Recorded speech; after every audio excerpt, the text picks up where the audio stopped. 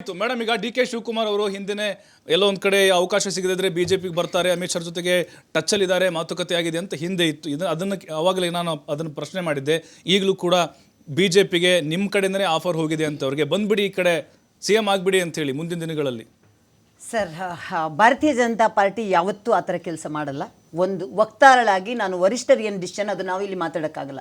ಯಾವತ್ತೂ ಕೂಡ ಊಹಾಪೋಹಗಳಿಗೆ ಒಬ್ಬ ಸ್ಟ್ರಾಂಗ್ ಲೀಡರ್ ಬರ್ತೀವಿ. ಯಾವುದೇ ಸ್ಟ್ರಾಂಗ್ ಲೀಡರ್ ಇಲ್ಲಿ ಭಾರತೀಯ ಜನತಾ ಪಾರ್ಟಿಲಿ ಸ್ಟ್ರಾಂಗ್ ಲೀಡರ್ಗಳು ಬೇಕಾದಷ್ಟಿದ್ದಾರೆ. ಒಂದು ಮಾತು ಇಲ್ಲಿ ಹೇಳ್ತೀನಿ ಕೇಳಿ, ಸಿಎಂ ಅವರು ಮಾನ್ಯ ಸಿದ್ದರಾಮಯ್ಯನವರು ಅವರ ಆಪ್ತರನ್ನು ಉಳಿಸ್ಕೊಳ್ಳಕ್ಕೆ ವಿಫಲರಾಗಿದ್ದಾರೆ. ಇದನ್ನು ಮಾತಾಡೋಣ. ಅಲ್ಲ, ಎಲ್ಲ ಒಂದ್ ಕಡೆ ಹೈಕಮಾಂಡ್, ಈಗ ಬಿಜೆಪಿ ಹೈಕಮಾಂಡ್ ಹೆಂಗೆ ಚಿಂತನೆ ಮಾಡ್ತಿದ್ರೆ, ಕಾಂಗ್ರೆಸ್ ಕರ್ನಾಟಕದಲ್ಲಿ ಬಿಜೆಪಿ ಅಷ್ಟೊಂದು ಸ್ಟ್ರಾಂಗ್ ಲೀಡರ್ ಯಾರಿಲ್ಲ, ಯಡಿಯೂರಪ್ಪನವರು ಆದ್ಮೇಲೆ. ಹಾಗಾಗಿ ಅವ್ರನ್ನ ಆಹ್ವಾನ ಮಾಡಿದ್ರೆ ಚೆನ್ನಾಗಿರುತ್ತೆ. ಅಲ್ಲ, ಚರ್ಚೆ ಆಗ್ತಿರೋದು. ಯಾಕೆ ಹೇಳ್ತಾ ಇದ್ದೀರಾ? ಭಾರತೀಯ ಜನತಾ ಪಾರ್ಟಿ 1982 ಅಲ್ಲಿ 2 ಸೀಟ್ ಇದ್ದಾಗಲೂ ಕೂಡ ನಾವು ಯಾವುದೇ ಒಂದು ಕಾನ್ಫಿಡೆನ್ಸ್ ಅನ್ನು ಕಳ್ಕೊಳ್ಳಿಲ್ಲ. ನಮ್ಮ ಕಾರ್ಯಕರ್ತರು ಅವತ್ತು ಕೂಡ ಅದೇ ಜೋಶಿಂದ ಕೆಲಸ ಮಾಡ್ತಿದ್ರು, ಇವತ್ತು ಕೂಡ ಅದೇ ಜೋಶಲ್ಲಿ ಕೆಲಸ ಮಾಡ್ತಿದ್ದಾರೆ.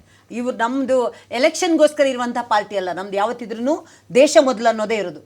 ಇವರು ಮಾತಾಡ್ತಾರಲ್ಲ, ಇಷ್ಟೊತ್ತಿಂದ ಉಸಿರು ಕಟ್ಕೊಂಡು ಮಾತಾಡಿದ್ರಲ್ಲ ನೋಡಿ, ಅರ್ಥ ಆಗುತ್ತೆ ಇವರ ಹತಾಶ ಮನೋಭಾವನೆ.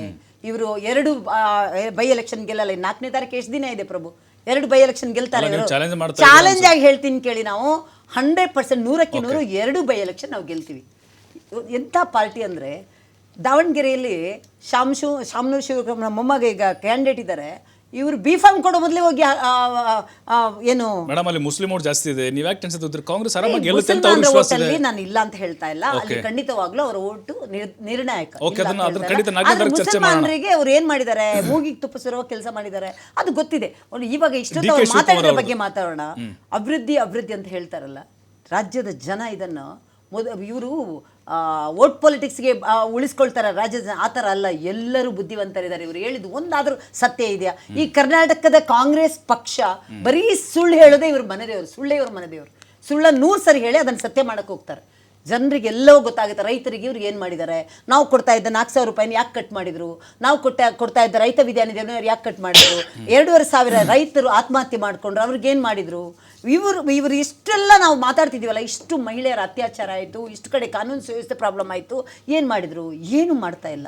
ಅವ್ರದ್ದೇ ಸರ್ಕಾರದ ಅವ್ರದ್ದೇ ಶಾಸಕರು ಗೋಳಿತಾ ಇದ್ದಾರೆ, ನಮಗೆ ಅನುದಾನ ಇಲ್ಲ ಅಂತ ಹೇಳಿ, ರಸ್ತೆಗಳ ಪ್ರಾಬ್ಲಮ್ ಇಲ್ಲ ಅಂದರೆ ದುಡ್ಡಿಲ್ಲ ಅಂತ ಹೇಳ್ತಾರೆ. ನೋಡಿ, ಈ ಗೊತ್ತಿಲ್ಲ ಅಂತ ಒಂದು ಕಾನೂನು ಸುವ್ಯವಸ್ಥೆ ಇಲ್ಲ ಅಂತ ಮಿನಿಸ್ಟರ್ ನಾವು ಹೇಳಿ ಸಾಕಾಗೋಯ್ತು.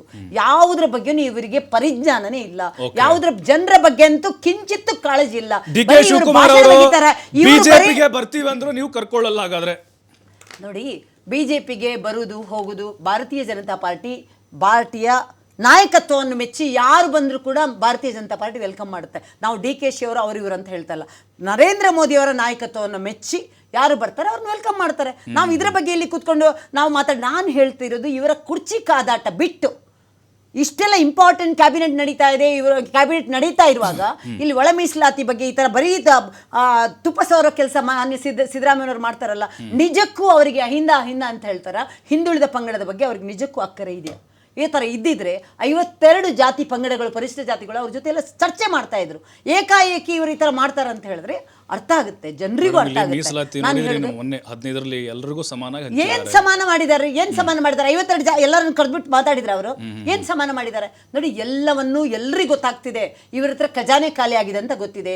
ಯುವಕರು ಒಂದ್ ಕಡೆ ಪ್ರತಿಭಟನೆ ಮಾಡ್ತಾರೆ, ಶಾಲಾ ವಿದ್ಯಾರ್ಥಿಗಳದ್ದು ಈ ತರ ತೊಂದರೆ ಇದೆ, ಶಾಲೆಗಳ ತೊಂದರೆ ಒಂದ್ ಕಡೆ ಇದೆ, ಶಿಕ್ಷಕರಿಗೆ ಸ್ಯಾಲರಿ ಇಲ್ಲ, ಗೌರ್ಮೆಂಟ್ ನೌಕರರಿಗೆ ಸರಿಯಾದ ಸಮಯಕ್ಕೆ ಮಾರ್ಚ್ ತಿಂಗಳ ಸ್ಯಾಲರಿ ಇನ್ನ ಕೆಲವರಿಗೆ ಬಂದಿಲ್ಲ.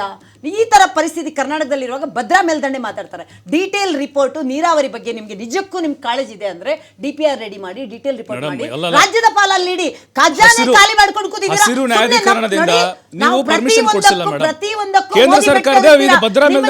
ನಿಮಗೆ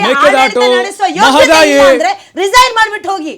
ಯಾಕ್ರಿ ಈ ತರ ಕೆಲಸ ಮಾಡ್ತೀರಾ? ನ್ಯಾಯಾಧೀಕರಣದಿಂದ ಅವಕಾಶ ಕೊಡಿಸ್ತಾ ಇಲ್ಲ ನೀವು ಪರಿಸರ ಇಲಾಖೆಯಿಂದ, ಹಾಗಾಗಿ ಡಿಲೇ ಆಗ್ತಿದೆ ಮೇಡಮ್. ಅದು ರೆಡಿ ಇದಾರಂತೆ ಕಾಂಗ್ರೆಸ್ ಸರ್ಕಾರದವರು ಮಾಡ್ಲಿಕ್ಕೆ. ಕಾಂಗ್ರೆಸ್ ಸರ್ಕಾರಕ್ಕೆ ಮಾನ್ಯ ಸಿದ್ದರಾಮಯ್ಯನವರಿಗೆ ನೇರವಾಗಿ ಕೇಳ್ತೇನೆ, ನಿಜಕ್ಕೂ ನಿಮ್ಗೆ ಇಚ್ಛಾಶಕ್ತಿ ಇದೆಯಾ? ನೀರಾವರಿ ಬಗ್ಗೆ ನಿಮ್ಗೆ ನಿಜಕ್ಕೂ ಏನಾದ್ರು ಜನರಿಗೆ ಹೆಲ್ಪ್ ಮಾಡಬೇಕು, ರೈತರಿಗೆ ಒಂದು ಸಹಾಯ ಮಾಡ್ಬೇಕಂತ ಏನಾದ್ರು ಇಚ್ಛಾಶಕ್ತಿ ಇದೆಯಾ? ಇದ್ದಿದ್ರೆ ಈ ಕೆಲಸ ಮಾಡ್ತಾ ಇದ್ರ? ಇದ್ದಿದ್ರೆ ಕೇಂದ್ರಕ್ಕೆ ಬೆಟ್ಟು ತೋರಿಸ್ತಾ ಇರ್ಲಿಲ್ಲ. ಪ್ರತಿ ಒಂದಕ್ಕೂ ಕೇಂದ್ರಕ್ಕೆ ಬಿಟ್ಟು ತೋರಿಸ್ತಾರೆ. ಬರೀ ಕಾಂಗ್ರೆಸ್ ವಕ್ತಾರರು ಬಂದು ಭಾಷಣ ಬಿಗಿತಾ ಇದ್ದಾರೆ ನಿಮ್ಮ ಸೈನಿಕರು ಅಂತ ಹೇಳಿ. ಅಲ್ಲ, ನಿಮ್ಮ ಬಿಜೆಪಿ ಭಾಷಣ ಮಾತ್ರ ಇಟ್ಕೊಳ್ಳಿ. ಡಿ ಕೆ ಶಿವಕುಮಾರ್ ಅವರು ಸಿಎಂ ಆಗ್ಲಿ ಅಂತ ಬಯಸ್ತಾ ಇದ್ದಾರೆ. ಯಾಕಂದ್ರೆ ಮತ್ತೆ ನಮ್ಮ ಪಕ್ಷಕ್ಕೆ ಬಂದ್ರೆ ನಾನು ನಮ್ದೆಲ್ಲ ಹೇಳೋದು ಅಸ್ತಿತ್ವ ಏನ್ ಹೋಗ್ಬಿಡುತ್ತೆ ಗೊತ್ತಾ? ಅಂತ. ನೋಡಿ, ನಮಗೆ ಸಿಎಂ ಯಾರಾದ್ರೂ ಆಗ್ಲಿ, Okay. ನಾನು ಹೇಳೋದು ನಮಗೆ ಸಿಎಂ ಅವರಾದ್ರೂ ಇವರಾದ್ರೂ ಕರ್ನಾಟಕದ ಪರಿಸ್ಥಿತಿ ಏನು ಚೇಂಜ್ ಆಗಲ್ಲ. ಕಾಂಗ್ರೆಸ್ ನ ಮನಸ್ಥಿತಿ ಯಾವತ್ತೂ ಚೇಂಜ್ ಆಗಲ್ಲ. ಕೇಳ್ಬಿಡೋಣ. ಕಾಂಗ್ರೆಸ್ ನ ಸಂಸ್ಕೃತಿ ಕೇಳ್ಬಿಡೋಣ ಯಾವತ್ತೂ ಮೇಡಮ್, ಚೇಂಜ್ ಆಗಲ್ಲ. ಕೇಳ್ಬಿಡೋಣ. ಕಾಂಗ್ರೆಸ್ ನ ಮಹಿಳಾ Okay. ವಿರೋಧಿ change ಸರ್, ಈಗ ಆಗಲ್ಲ. ಕಾಂಗ್ರೆಸ್ ನ ಸರ್, ರೈತ ವಿರೋಧಿ Okay, change ಕೇಳ್ಬಿಡೋಣ. ಆಗಲ್ಲ. ಅದನ್ನೇ CM ಕೇಳೋಣ. ಯಾರಾದ್ರಾಗ್ಲಿ ನಮಗ್ ಬೇಡ. ಸರ್, ಡಿ ಕೆ ಜನರ ಶಿವಕುಮಾರ್ ಬಗ್ಗೆ ಅವರು ನಿಮ್ಗೆ ಏನೋ ಮುಗಿಸ್ಲಿ ಕಾಳಜಿ ಬಿಡ್ರಿ. ಇದೆಯಾ? ಇಲ್ಲ, ಇಲ್ಲ. ಕಿರಿಕಿರಿ ಇಷ್ಟೊಂದು ಮಾಡ್ತಾರೆ. ಬಿಸಿಲಿದೆ, ಮೇಡಮ್, ಒಂದೇ ನಿಮಿಷ. ಇಷ್ಟೊಂದು ಹಾಹಾಕಾರ ಅದಕ್ಕೆ ಉತ್ತರ ಇದೆ. ಕೊಡ್ತೀರಾ? ಸುಡ್ತಾ ಇದೆ. ಏನ್ರಿ ಮಾಡ್ತಿದ್ದೀರಾ? ಅದಕ್ಕೆ ಉತ್ತರ ನೀರಿನ ಕೇಳೋಣ. ಬಗ್ಗೆ ಏನಾದ್ರು ಯೋಚನೆ Okay. ಇದೆಯಾ? ಮೂಲಭೂತ ಬಸ್. ಸೌಕರ್ಯ ಇದೆಯಾ? ಕೇಳೋಣ. ಬ್ಯಾಂಗ್ಳೂರ್ ಉತ್ತರ ಪರಿಸ್ಥಿತಿ ಪಡೆಯೋಣ. ಏನಾಗಿದೆ? ಉತ್ತರ ಪಡೆಯೋಣ. ಕನ್ನಡದ ಪರಿಸ್ಥಿತಿ ಉತ್ತರ ಪಡೆಯೋಣ ಏನಾಗಿದೆ? ಮೇಡಮ್. ಬರೀ ನಿಮ್ಮ ಕುರ್ಚಿ ಕಾದಾಟ ಅಂತ ಹೇಳಿ ಅಲ್ಲಿ Yes. ಸೆಂಟ್ರಲ್ ಹೋಗಿ ಅದಕ್ಕೆ ಕೇಂದ್ರಕ್ಕೆ ಹೋಗಿ ರೆಡಿ ಕೂತ್ಕೊಳ್ತಾ ಇದ್ದಾರೆ. ಇದ್ದೀರಾ. ಕೇಳಿಸ್ಕೊಳ್ಳಿ, ರೆಡಿ ಇದ್ದಾರೆ. ಒಂದು ಬ್ರೇಕ್ ಸಮಯ ಏನ್ ಇದೆ, ನಾನು ವಾಪಸ್ ಬರ್ತೀನಿ. ಕೇಳಿಸ್ಕೊಬೇಕ್ರಿ ಇವ್ರ ಒಂದು ಹತ್ರ? ಬ್ರೇಕ್ ಇರುತ್ತೆ, ಬ್ರೇಕ್ ಅಖಾಡ ಬರೀ ಮತ್ತೆ ಕುರ್ಚಿ ಕಾದಾಟ ಆಯ್ತು ಇವ್ರದ್ದು.